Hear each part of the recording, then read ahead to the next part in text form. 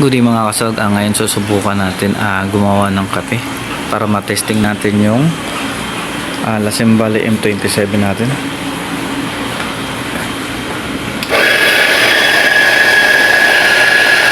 Kumbaga hindi na tayo gagamit ng timbangan dahil testing lang naman natin.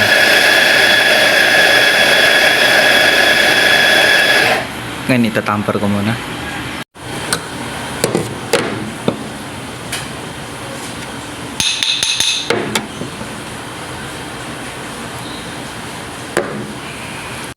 Ngayon na nakagawa na tayo.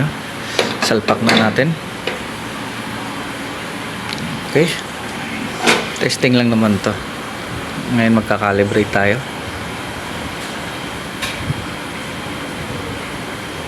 Yung standard talaga ng calibration nila.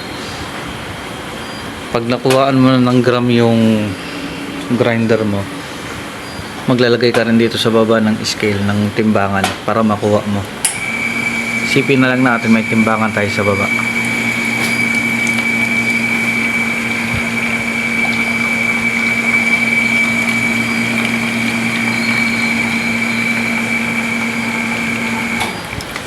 Okay.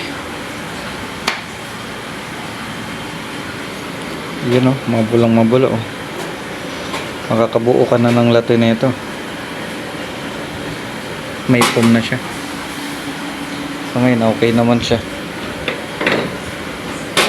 Tapos syempre para malinisan mo, gawin nyo sa ilalim yan para bumaba yung mga natira, yung mga excess. Yun lang mga kasog.